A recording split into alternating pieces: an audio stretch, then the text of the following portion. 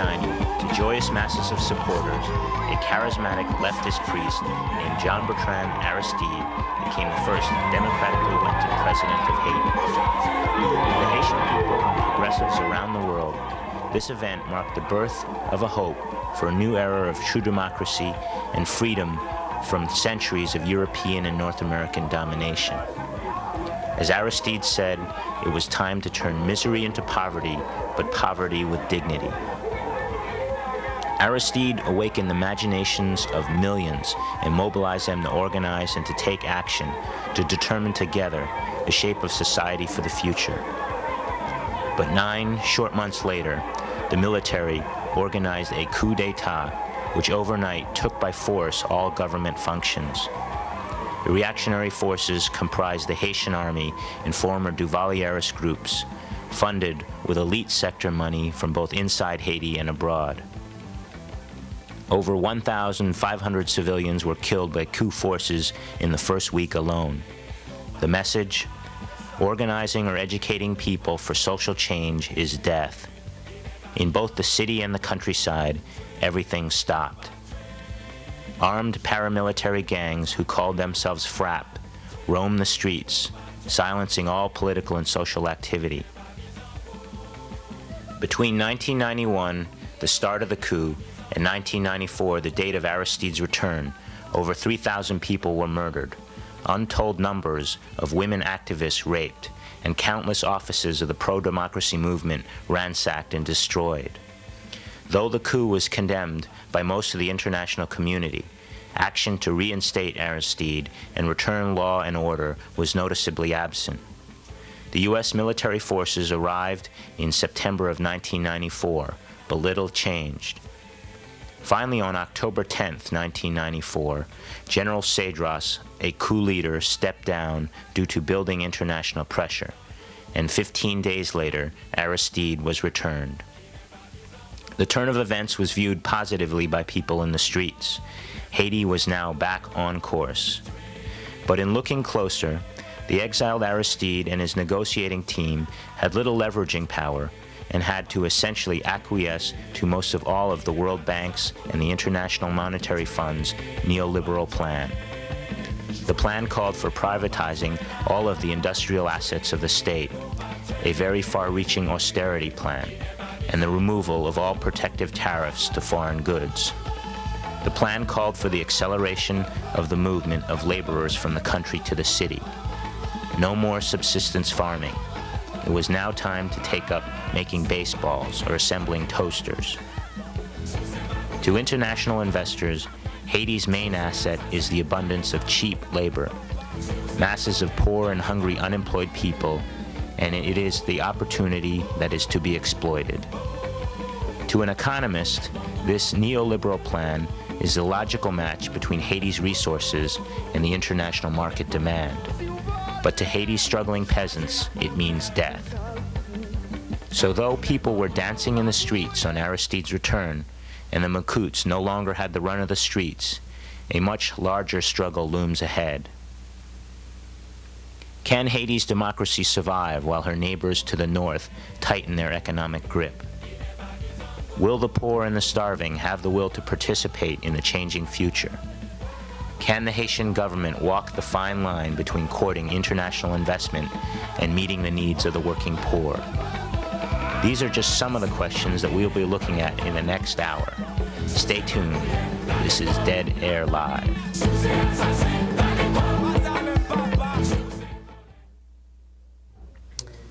And hello, good evening. You're tuned to Dead Air Live. This is Channel 3, Somerville Community Access TV.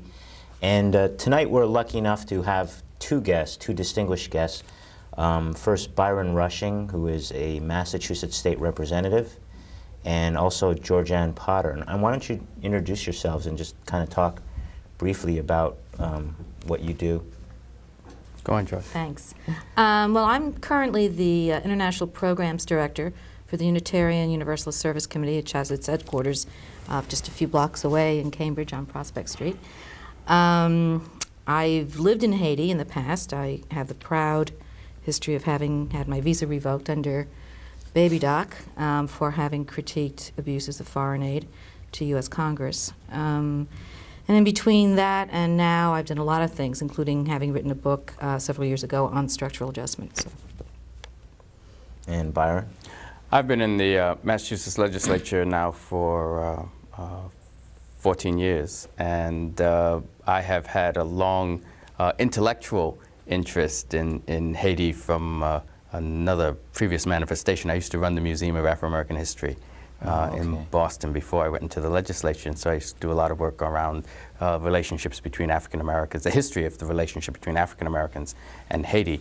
Once I got in the legislature, I became more and more involved in the Haitian Americans who are here in that community, and probably the point at which I decided that I should really be spending some time on this issue was when several years ago, you might remember, a Haitian American here in Boston in a protest on the conditions in Haiti after Baby Doc had left, but before Aristide had been elected, went to the State House and set himself on fire and killed himself in an amazingly dramatic protest, and that in many ways that galvanized the Haitian American community here in Boston, and I began working with them around their concerns around American foreign policy.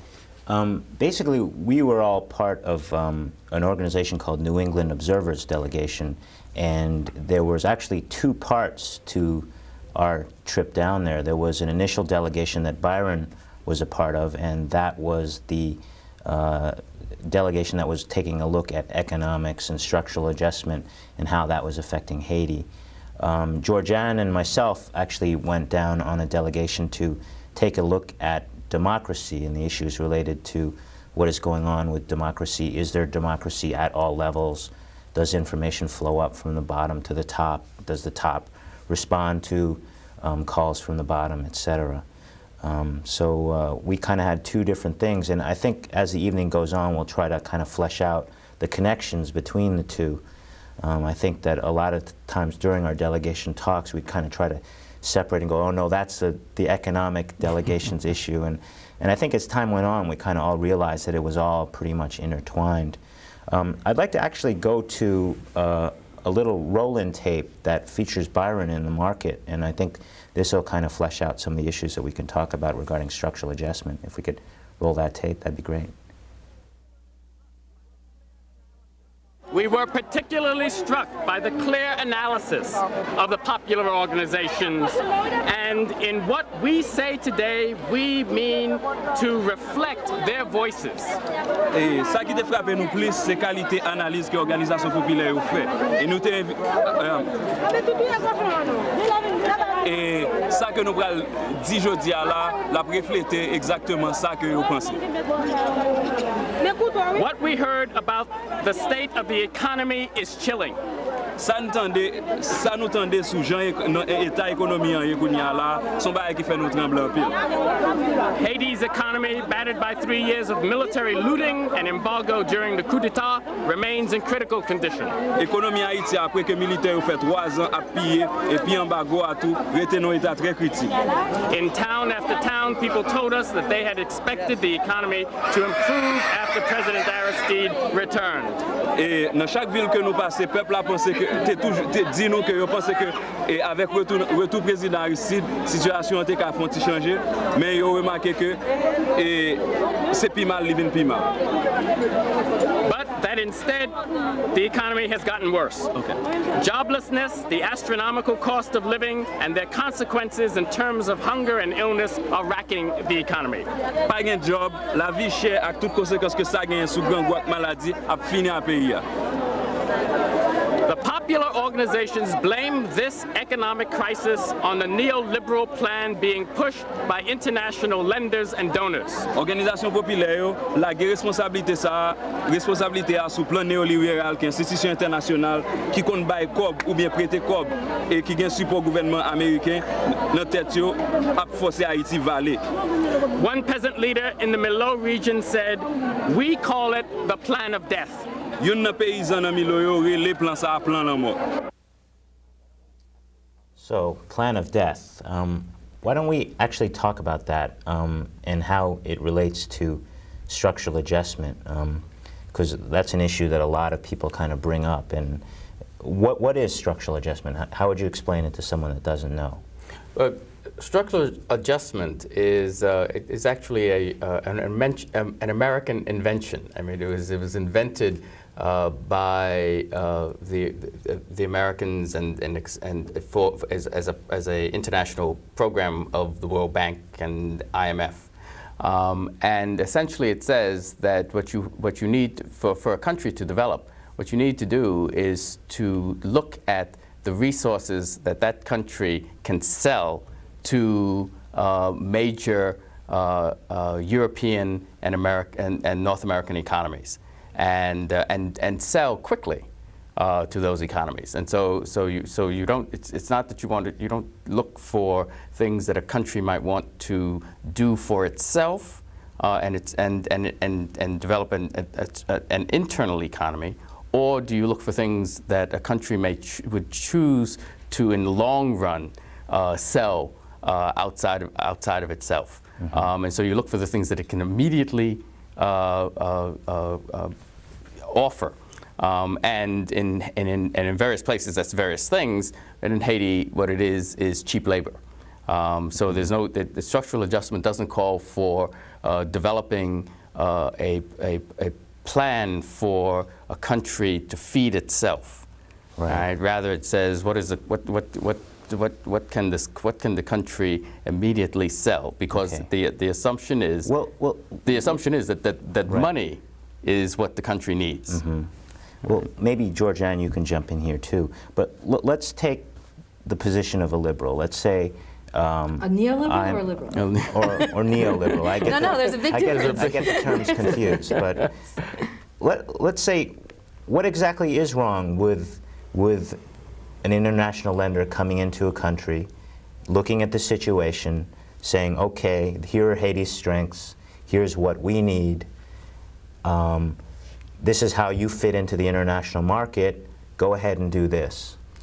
What's so problematic about that? Well, for one thing, I think it's important to point out that Haiti is at the tail end of a list of nearly 90 countries around the world, all in the South, which is often called the developing or third world countries. And what's amazing to those of us who study it is that the conditions are so different in Africa, East, West, and South Africa, and in Latin America, but the same model is imposed like a blueprint over all of these countries. So there's very little, next to no acknowledgement of the differences of the economic and natural resources of those countries and human resources. I think Byron focused on one of the most important things. Indeed, I call structural adjustment the export-led growth model of development. That's a mouthful, but that's exactly what it is. It ignores just about everything else. But there's a few other things that are required. That is import liberalization. So not only do you have to export yourself to death, and mostly you're exporting to pay off the interest on previous debts. So you're not paying off anything, you're not buying anything. You're exporting to get hard currency, which is dollars, to pay off the interest on old debts. And that, you have to go to a history of the debt crisis back to the 80s and actually to the Vietnam War to see when all this debt started getting generated in the petrodollars. But that's complicated. But also, so in terms of hunger, it's the import liberalization that has a great effect, because you import cheap U.S. grains, for example, and Haitians can't compete with that. Indeed, the NAFTA, which was the North American Free Trade Agreement, was one of the main reasons for the Zapatista revolt 2 years ago in Mexico, Chiapas. Yes. And they mentioned that specifically, that Chiapan indigenous peasants could not produce corn in competition with cheap corn being imported. So it's imports and exports. That's right. I mean, but it's all based on building the economy of the major economic power. So it's based on the United States being able to lend and charge interest, and to be also sell products. Well, what that the people do not necessarily need until their economy gets to the point. Most of them are exports, where they have they're export products. That's right. Well, what about the argument that factories open up, workers go to these factories, they move from the countryside because they can't compete with the U.S. imported rice, for instance. They go work in a factory, what about the idea that money is going to trickle into the domestic economy? Does that happen? Do U.S. companies go down there, start a baseball manufacturing company, for instance? Has it been seen that money actually goes into Haiti's economy? What it's been seen, both in terms of the maquila programs, which is assemblies, as well as the agriculture sector, because it's not all industrial, it's also agro-industrial, so that there is investment loans made for agricultural exports, but not for agricultural food products. That's right. But what's been seen, again, the same blueprint is applied now about 90 different countries around the world. Everyone is being told to produce the same things for export or to manufacture the same things for export. There's not enough demand in the world. So what happens is it actually drives prices down for labor, because you have labor all over the world, Mexicans competing with Haitians. Instead of looking for what the countries need, labor is competing with labor internationally. What types of agriculture is this? Is it like the kiwis and exotic absolutely, fruit? Absolutely. Right. Mangoes being grown as a cash crop. I mean, so you can't get loans for what we say in Spanish, pan y ver. You can't get loans for growing your own food, but you can get all kinds of loans for growing marigolds, or for growing carnations, or for growing kiwis, as you say. Right. Which also means a very different use of the land, right? So, because one of the things about this is that you don't do these things on small plots, and so there's all this pressure to put together vast tracts. Right. Georgianne, maybe you've been tracking this for a while. Has there ever been a success? A World Bank loan that actually was organized around trying to build up a domestic industry that would help people? We have to be fair here. The primary mover of structural adjustment loans, which are or programs, which are called SAPs, I like that, is really the IMF, the International Monetary Fund. And the U.S. has controlling interest in the IMF, even though Japan's been trying to buy in to get more. The U.S. won't let it. So the real heavy in this is the IMF, not the World Bank. The World Bank, though, has been buying into it. So now up to 25% of all World Bank loans are under structural adjustment programs. So we have to be clear that not all World Bank lending is under SAP lending, but it's an increasingly so. But almost all IMF lending to the countries of the South, 90-some countries, is now structural adjustment. We also talked a little bit about how domestic rice production was getting sabotaged by U.S. imports of rice. And it kind of seems like a double-edged sword, because initially the U.S. offered the rice as a humanitarian assistance type of thing, saying, oh, here's an act of our benevolence, we're going to offer you very cheap rice. But it actually ended up being kind of a stab in the back to a lot of the peasants. Well, this is what I got kicked out of Haiti for, because I gave U.S. congressional testimony against PL 480, Public Law 480, which is food aid. Because I found back in 1977, 78, and then I was kicked out in 79, that it was actually doing serious harm to Haitian rice growers, because they would bring their food to market, and cheap U.S. rice was for sale at a cheaper price, and they couldn't sell their own food. So it was a disincentive to local agricultural production in Haiti. It wasn't an incentive at all. The other problem is the corruption. Is this rice that is subsidized in the U.S.? Of course it is. Talk to the Louisiana congressional. Try to stop the subsidy. Which, of course, is the irony, because one of the other things that structural adjustment imposes on other countries is that they cut subsidies while we have them here. But we don't call them subsidies here. We call them something else. Who knows what? Corporate relief. I don't know. So this is obviously a problem that's been going on for a while, then. At least a decade. Actually, maybe we could get ready to. What I'd like to do is actually talk about the economic issues and actually mix it in with some of the democracy issues. And there's actually a very good little piece of video by one of our other delegation members, whose name is Earl LaFontaine, who's actually the head of the Haitian Communication Project. And so maybe if we could roll that piece of video, it'll kind of transition us right into the second portion of this program. The other thing that was interesting is also this whole idea of democracy and participation, because I think that you may have participation and not necessarily have democracy, because democracy is basically who controls the decision-making processes. And on certain issues, such as privatization, it seems like the people don't control. There is no control by the people on this issue, and this is undemocratic. So it's something that I'll stay close with and continue to follow.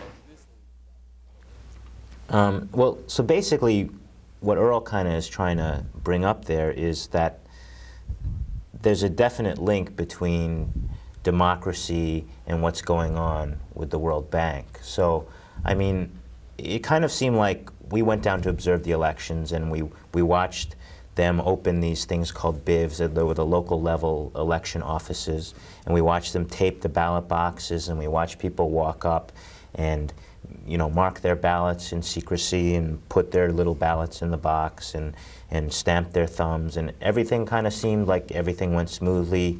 It didn't look like there was anything unfair going on. So from kind of a casual observer, this would say, oh, okay, this is democracy.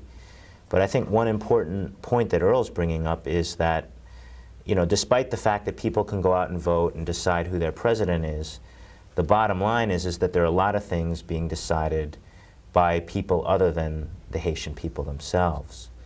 And I thought maybe you might want to speak a little bit about that. Well, that's certainly true, but I think I do think it's important to understand that this is progress. I mean, I think the fact that you can have that you have free elections is very important in the history of this country, Haiti.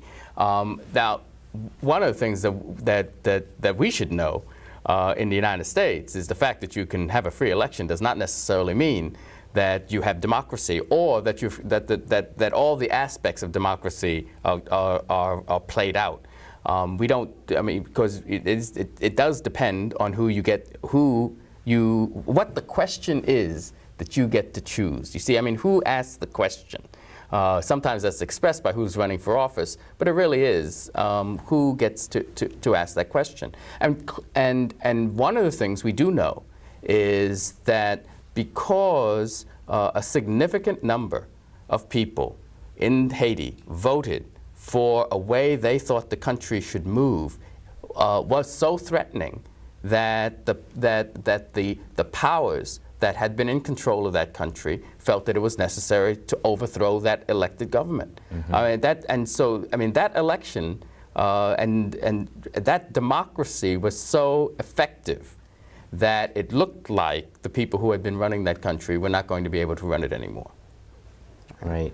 And so that, in a peculiar way, I mean, that was certainly a successful election. Right. I'm an anthropologist. I'm both, but I like to call myself an anthropologist more than an economist. It was interesting to me that every time we asked anyone in Haiti, at whatever level, from senators down to grassroots peasant and urban people, we would ask very specific electoral democracy. I think it's important to distinguish between democracy and electoral democracy. We would ask these questions about democracy, and the answers would always be economic. So in the mind of every sector of Haiti that we met with last month, economics is the most important. Economics meaning survival economics, not what the formula is, but it's the utmost thing in people's minds. And I think, as Byron said, when they elected Aristide, they elected a model which has not been respected, and that's not democracy. That's right. And now, and what has to happen in Haiti, and this is and it's going to be very difficult to carry out, is that this democracy is going to have to be defended. It's going to have a structure that keeps this democracy independent. Mm-hmm. And that really is the question. And it's very discouraging. And it's yes. Because I don't know any other country where the rulers of that country, the elected government, has been able to stand up to this export-led growth model of development. When Manley in Jamaica tried in his first right. what was it, late 70s, early 80s government, he failed because they cut him off at the knees. And when he came back the second time, he came back with structural adjustment. And that, that really gets back to why we have these delegations. We have these delegations because we really believe that the progress in Haiti is directly tied to the foreign policy of this country, of the United States. Foreign economic policy. Foreign economic, well, that is And foreign, economic, that is and the economic. foreign policy is economic policy. I do believe that the distinctions that we keep making in the United States, which Haitians do not make, and you're absolutely right, they do not make them, because they understand that this is all together, it all goes together. It's the way we should start talking. I think we, as Americans, should start talking that way. And so foreign policy, foreign economic policy, the foreign political economic policy of this country has to change in relationship to this country, for this country to be able to maintain its democracy. Right, and you mentioned how fragile the democracy is. I think the coup kind of fleshed out how fragile that is. That's right, and that might happen again. And I was wondering maybe if you might want to talk about some of the effects. You have a bit of perspective because you had been there before the coup and after. Is what exactly did the coup do? Did it accomplish its objectives in terms of what the people in the elite had or the planners of the coup had intended? Well, I've been going to Haiti for 20 years, and I have never seen it in worse infrastructure and economic shape than now. I don't know if I mean, I was devastated to see how much worse it was than almost a decade ago, which was the last time I went in the late 80s. This is already getting into the late 90s, so suddenly I realized it had been almost a decade, and then 20 years before. I mean, I thought this was a country that couldn't get worse, and it was amazing to me what the 3 years of the coup apparently did to the infrastructure and the economics of the country. It was amazing. Actually, I don't know if you folks read The Nation. I read a report. I think it came out a couple months ago by Alan Nairn, and it actually points to the fact that there was significant U.S. involvement with the coup. I don't know if you know any information relating to that, or if you had heard anything about that in your visits with people. Well, certainly, the Haitians believed that the United States was involved in the coup, and I think that and as we get more and more information, I mean, clearly there was a good part of the State Department and the CIA that felt that this was an important thing to do, to have this coup to end Aristide's regime. Well, and I must be Haitian because I believe we had a lot to do with it too. I think there's various elements of proof beyond Nair's articles. Actually, there've been one more recently than the one you quoted, and it would be very nice if we ever got those FRAP papers, which are the hundreds of. Why don't we Well, I want to. about Yeah, that? let's say something about that, and let's stay on that for a minute, because that's actually something that people in America can do. Actually, why don't you explain first what Right. FRAP is, and then discuss the situation with the documents. Well, and that's what I wanted to clarify. I mean, I do believe we directly were involved, certain elements of the U.S. government, but I don't think you have to be a rocket scientist to know that the Clinton administration did not support Aristide and help to fund the development of this FRAP. I have to admit, I can't remember what the acronym stands for anymore. Don't remember. And I'm sure it's French anyway, or Creole. No, I'm sure it was French. French. It was, it's not Creole. But anyway, it was a countervailing force to the Lavalas and Aristide movement.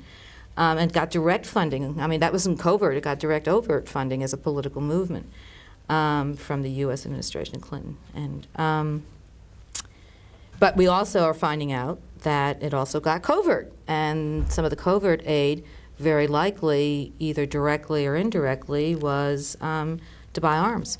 And so I'd say the second largest concern that we heard on our delegation, the first was economics stupid. Right. The second was the lack of disarmament of FRAP and other anti-democratic forces in Haiti that the U.S. has been supporting this whole century.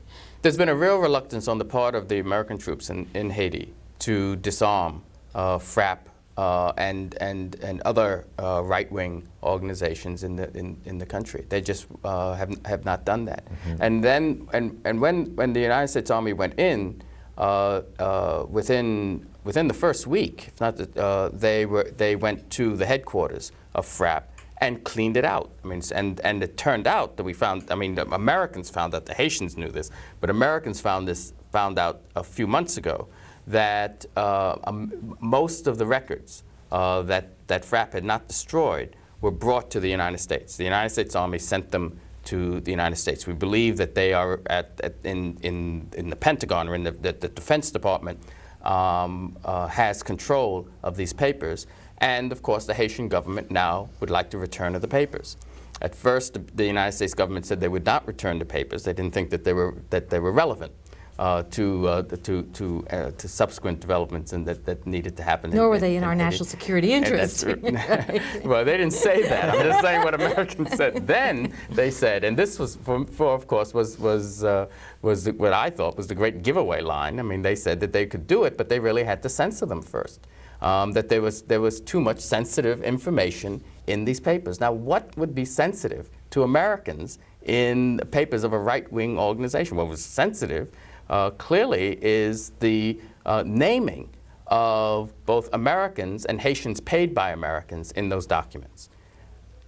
And I think the one thing that all Americans who are concerned about democracy and concerned about the strengthening and stabilizing of democracy in Haiti need to call for is to ask for these papers to be returned in the way that they were received. Right.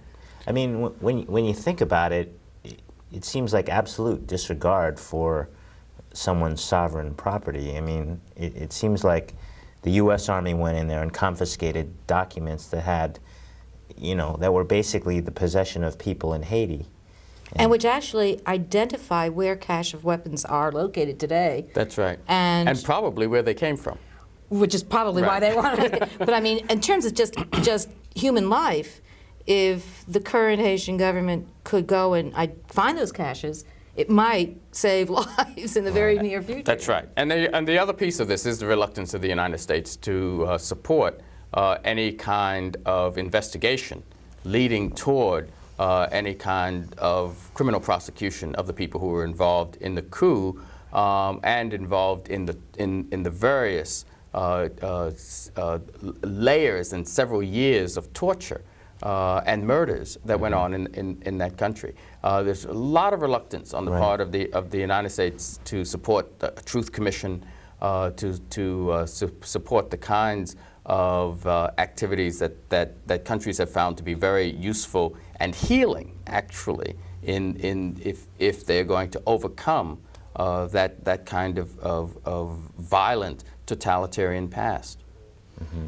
I'd like to add one other, and anyone who knows me knows that this is one of my current beefs, but during the coup years, another dramatic occurrence, and one which many people think had a lot to do with arming the FRAP and the military and others during the embargo, was Haiti became a major drug transshipment location from South America through Colombia to Haiti to the U.S. And the U.S. did absolutely nothing to retard that and had lots of technical ways to do so. So that as we've now just named a U.S. Army general to be the head of our war on drugs out of the White House, I think we need to seriously look at the complicity of the U.S. government in Who do you think might be benefiting from the drug trade? Well, I think it's very well known that that FRAP and the military during the embargo and cutoff on aid bought a lot of their weapons with drug money that they were able to acquire as a transshipment. It seems like there's almost a pretty clear analogy with Nicaragua and the Contra War. And I was wondering if you felt like there's a possibility now that there looks like there might be a stabilization of a leftist or progressive government, that the only way to get at these guys is to maybe start a covert type of war that would be kind of a low-intensity conflict. And I was wondering if that was, it's something that kind of occurred to me as like, wow, now it's the next phase is going to be not the overt coup, but now we're going to start, these groups of people in the hillsides that are going to start ravaging the economy. And I was wondering if you thought that might be something that might happen. Well, it's the only thing that could happen. There's no more military left in Haiti, other than the military band. which constitutionally Aristide, when he returned, could not do away with the entire military. So he fired everyone except the military band and gave them new uniforms and new instruments, and so they're still a military. So there really couldn't be a military coup in the classical sense at this point. So it would have to be the kind of scenario. I hadn't thought about it, but it would. That's right. It would be a scenario where the FRAP gets reorganized, Right. or that the police actually Which is have a another coup. big concern. Because there's still, you see, the police force. One of the concerns about the police force is training. The new police force. The new police force is training, and the fact that a number of people from the military are being hired to be in this police force. And the question is, how do you get this police force to act like a police force? I know that's Right. difficult for us who live in urban areas to get involved. I think that's what we want, right? That's right. To say, but I mean, in places. Actually, that brings up There are, I mean, another in the- issue, though, related to democracy. I had heard, and I don't know if you'd heard this, but the way the police force was selected was not really much a doing of the Lavalas government, and that the U.S. military forces and a lot of the people in the State Department had a great deal of say as to who was going to be integrated into the new police force. And I believe that their training center is even in Virginia, which was known as the School of the Assassins, or Well, that or was, something. yeah. That was a different. No, it was a different that's- place. that's different place. That's in Georgia, right? Different place. But I mean, one of the things you have to understand is that we're talking about a country. We're talking about a small country. We're talking about a very poor country. We're talking about a country that because of its relationship with actually several large countries over its whole history, but certainly with its relationship with the United States in this century, knows that it has to negotiate. It has to negotiate. Had to negotiate to have Aristide come back. I mean, the United States policy changed enough that Aristide could go back, but how he went back was still negotiated, and a decision that the Haitians made, and I don't criticize, was that they were willing to make certain promises in order to have that happen. Some of those things they have actually done, and others they have decided that now they're back, they don't have to do.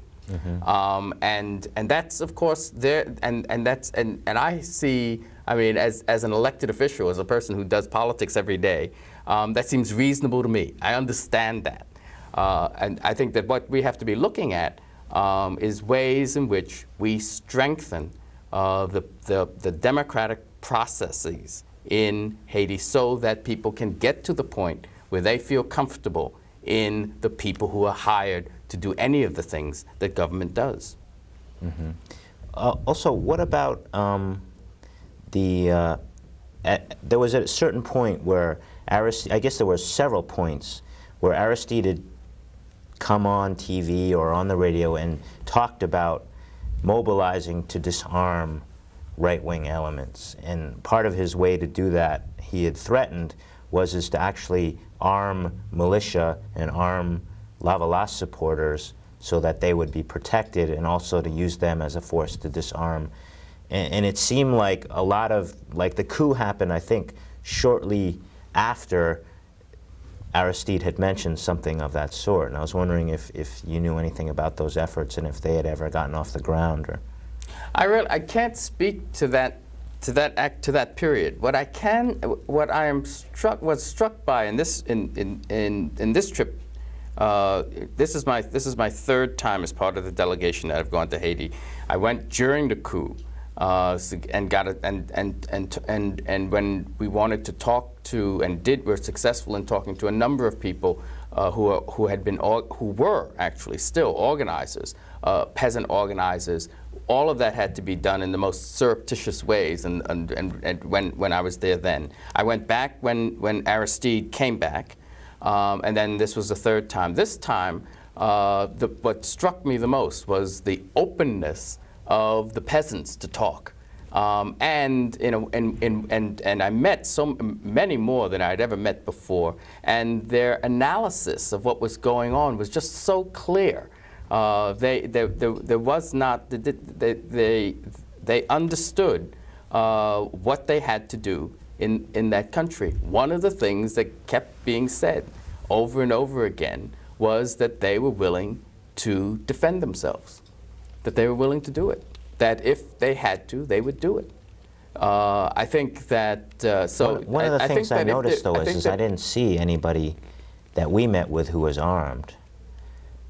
Well, it's not the Wild West. They don't do that. No. I don't. That's right. That's exactly right. No, they're not going to be. They're not. The peasants are not carrying these guns when you see them. No. Self-defense is a pretty universally legitimate religious as well as political concept, and I don't know any details to answer your direct question. But I do think self-defense is certainly an honorable and necessary thing to do. Well, I think that they were comfortable enough to talk about it. That's what I found. I was struck by. I think their first choice would be to feel safe that all of the anti-democratic forces had been disarmed. That's right. I think that would be their first choice by and large. So I think that. See, I think that what the peasants ask of the United States.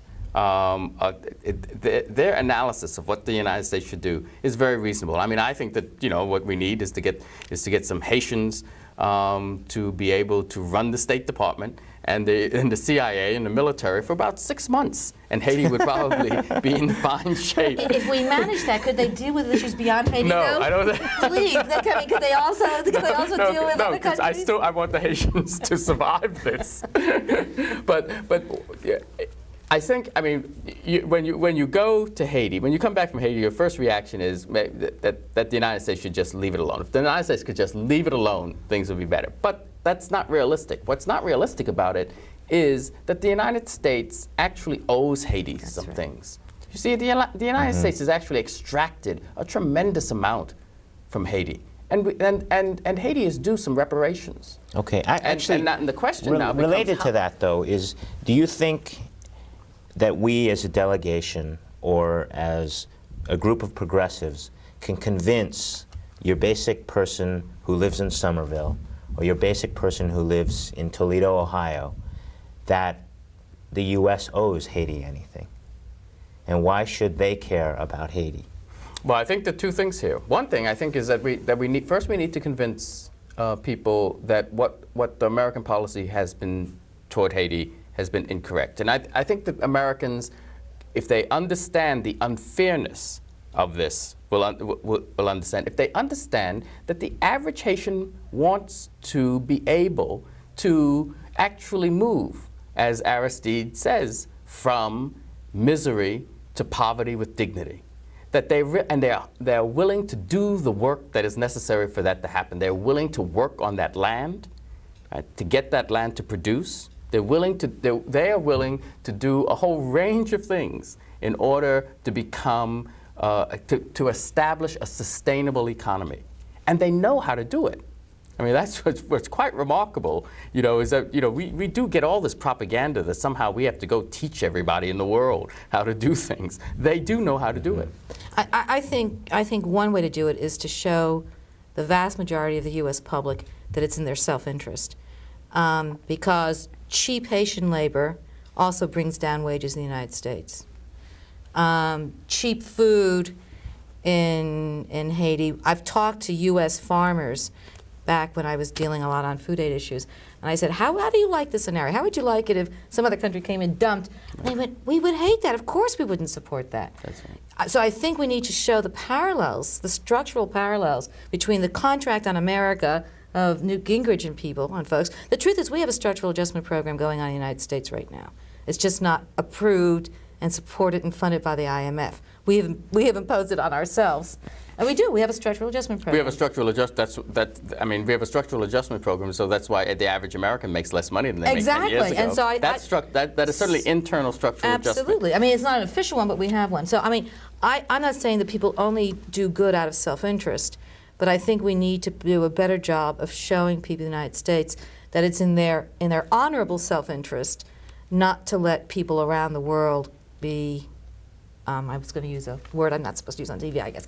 Not to let people around the world be abused and exploited. Actually, and relating to U.S. involvement, we've got one more piece of videotape that I actually wanted to excerpt out. It's got a very good lead-in by Tom Reeves, and we were basically sitting in the ambassador's office to Haiti, and we had the privilege of meeting with the U.S. ambassador. I didn't really think that he was going to meet with us. And I guess Tom felt it was his opportunity to kind of lay into the ambassador, and he basically gets him to kind of talk about U.S. policy. So maybe we could run that tape, if we could. And in previous visits with you, we brought up specific instances where we believe that the CIA and U.S. intelligence were, in fact, not only relating to members of the FRAP and operatives of Makud groups in this country, but were paying them. And now we've seen that this has been more or less admitted by the U.S. government. Is that going on today? Is the U.S. now continuing this covert operation with members of the Makud, with some of these people who are still armed in the countryside? We met with groups last night, representative popular organizations, who are afraid to have their photos taken by us, would not allow their photos to be taken because they say they know there are still armed groups in their communities, and they believe these armed groups, in fact, have the support of the U.S. Intelligence. I think you probably know from past practice that as a representative of our government, I am not only am not going to, but I'm not authorized to comment on anything dealing with intelligence. So I'm not going to break that rule now. I'm far too professional for that. But let me just leave you with this thought as I have to go to another session next door. It would take a strange kind of logic to believe that the United States would invest the prestige of its government and its president and put more than $1 billion into Haiti to restore the democratically elected president, and to continue to project out 5 years ahead to try to help Haiti establish the rule of law, and then to go around with the other hand and do something that would undermine that very objective. I think the United States has been correct in pursuing the course it's taken of supporting democracy, supporting a process, and we must always keep in mind the process. It's the process that counts. Establishing a procedure that works, an electoral system that works, and allows the Haitian people, who are among the most deprived and most patient in the world, finally to have a chance to say, have a say in their own lives. So that's what we're all about here. And so I can only answer this in a larger context while not commenting on the intelligence aspects of it. And actually, that brings up a couple of interesting issues. One of the issues that I wanted to bring up, we haven't really talked about it yet, was part of the structural adjustment money, is this democracy enhancement project. And It was on the tip of my tongue after that. and so I was wondering maybe if you could talk about that and just explain to people what exactly that is. Well, we actually, in our recommendations, are recommending we stop that. It's going to be hard, though. Under the Clinton administration, 4 areas were identified worldwide for AID funding, and one of them is the democracy and justice rubric. In Haiti, that means bringing in a number of U.S.-based non-governmental organizations which are known to be partisan, and having them spend a lot of money. We've identified up to $3 million a year, but I think there's more. I know there's more. To get the Haitian political electoral system to look like ours. And what we were which is what, 2 parties that are really one party. Right, exactly. Among other things.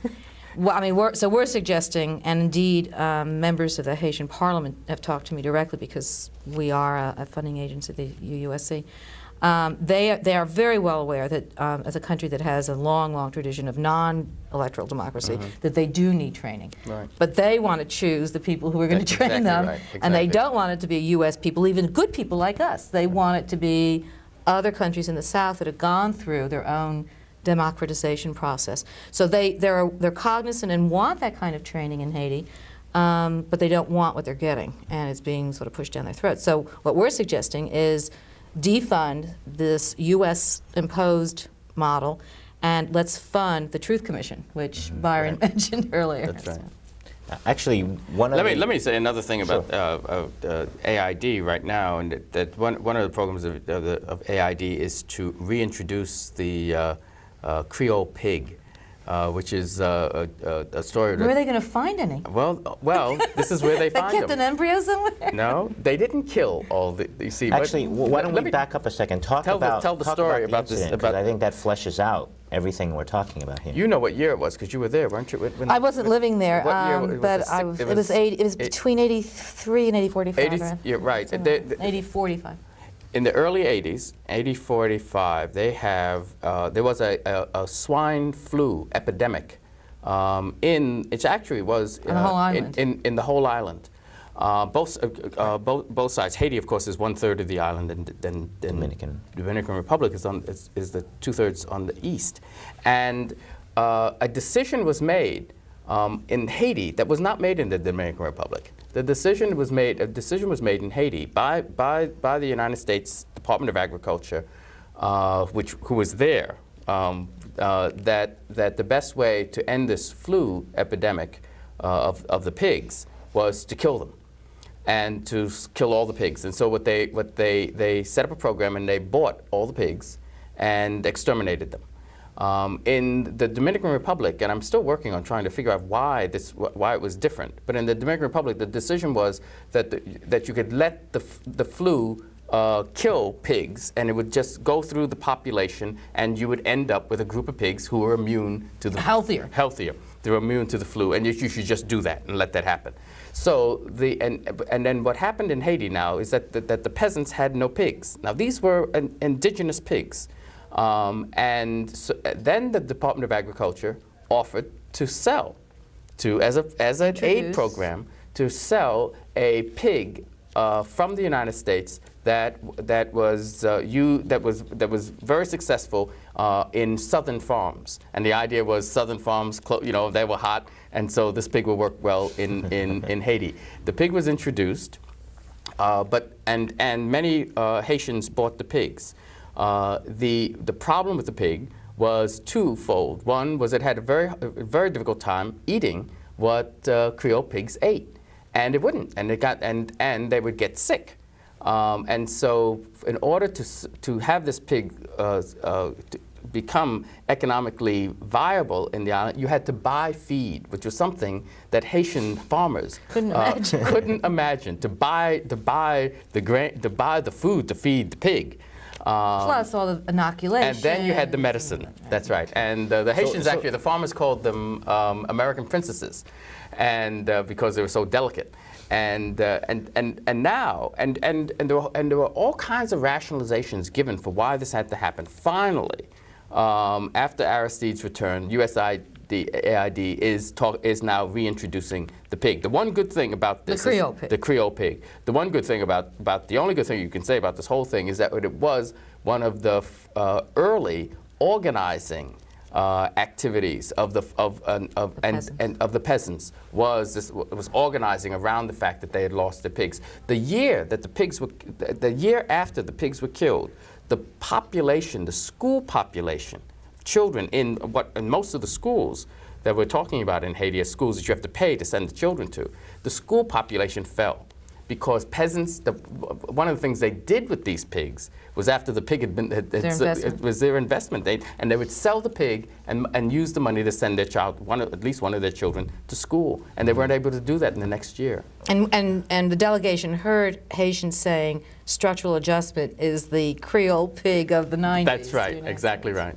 I mean, it seems very symbolic of everything that we've talked about. I mean, the economic issues, obviously, it seems like there was an economic motive for, it wasn't just to help the pig population of Haiti. That's right. I don't know if we'll ever find a smoking gun, right? But one of the things that you do find is that nobody asked the Haitian peasant, how should we solve this problem? There's a dissertation topic out there for somebody. That's right. That's exactly right. Right now, one of the complaints that we received from peasants was that the trees that are being introduced to Haiti for reforestation, I can never say that word, reforestation, are taking out too many nutrients out of the ground, that it's actually a bad tree to introduce in Haiti. Right. And I think we might be having the pig episode all over again, a vegetarian version of it. We have to kind of start to wrap it up. There is one last segment of tape on Tom that I'd like to get to in a moment, but